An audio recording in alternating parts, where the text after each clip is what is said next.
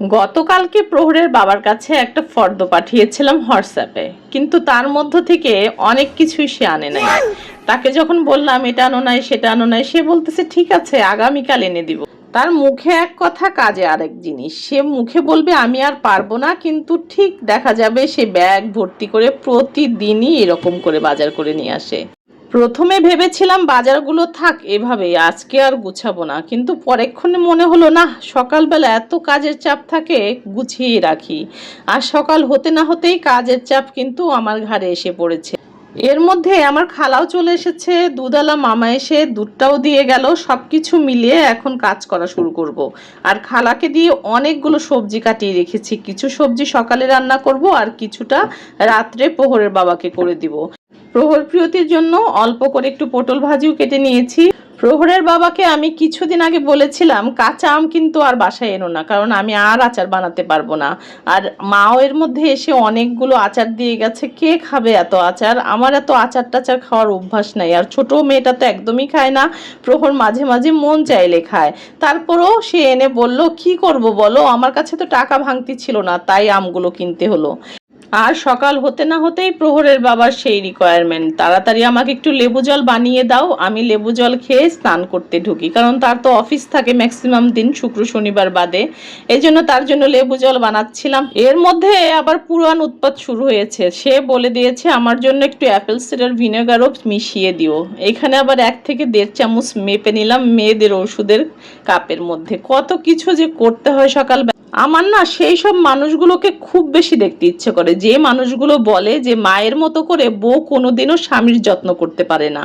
মার স্থানে মা থাকবে, বউর স্থানে বউ থাকবে। আর সকাল থেকে আমি যা কিছু করছি, কার জন্য করছি, তোমাদের কাছে আমার অনুরোধ রইল কমেন্ট করে একটু জানিয়ে যেও। আর এদিক দিয়ে মাছও বসিয়ে দিয়েছি, কারণ প্রহর প্রিয়তির আজকে বাংলা এক্সাম আছে, তাদেরকে নিয়ে আবার ছুটতে হবে একটু পরেই। তাদেরকে পড়তেও বসিয়ে দিয়ে এসেছি।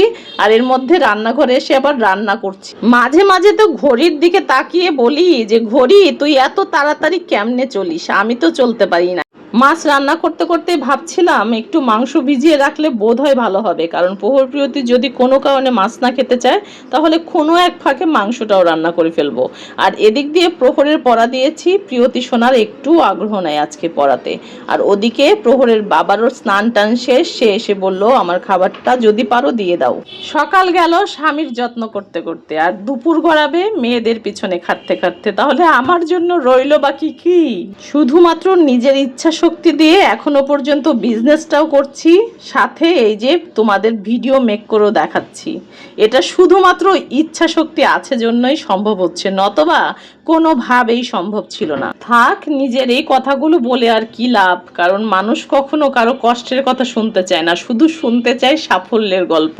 প্রহর প্রিয়তির জন্য যখন একা হাতে সবকিছুই করতে পেরেছি, ছোটবেলা থেকে বড় করতে পেরেছি, ভবিষ্যতেও বোধহয় বাকি কাজটা নিজ দায়িত্বেই করতে পারবো, সেটা যদি ভগবান আমাকে সুস্থ রাখেন তবেই।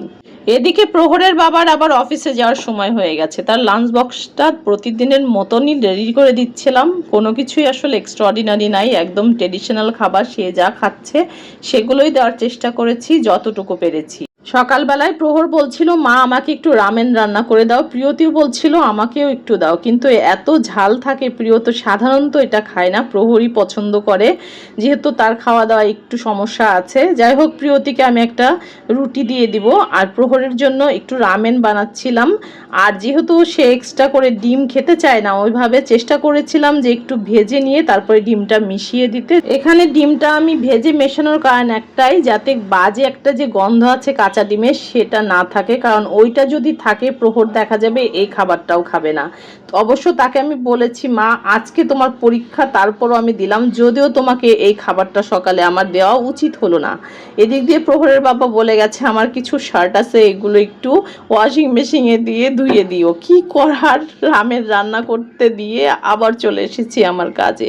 এদিক দিয়ে প্রহরের বাবার সেই কাপড় চোপড়গুলো ঢুকিয়ে ওয়াশিং মেশিন চালিয়ে দিলাম। যদি আমার যাওয়ার আগে কমপ্লিট হয় তবে অবশ্যই মেলে দিয়ে যাব, যাতে শুকনা কাপড় এসে সে বাসায় পায়। আর এদিক দিয়ে প্রহর প্রিয়তি তাদের স্কুলের যে পরীক্ষার প্রয়োজনীয় জিনিসগুলো আছে সেগুলোই গোছাচ্ছিল। আর তাদের স্কুলে কিন্তু এখন একদম ম্যান্ডেটরি করে দিয়েছে মাস্ক পরাটা, যেহেতু করোনা অনেকটাই বেড়েছে আবার, এই কারণে ম্যান্ডেটরি করে দেওয়াতে আমার প্রিয়তি অনেক সচেতন, সে কিন্তু বাসা থেকেই মাস্ক পরা শুরু করে দিয়েছে।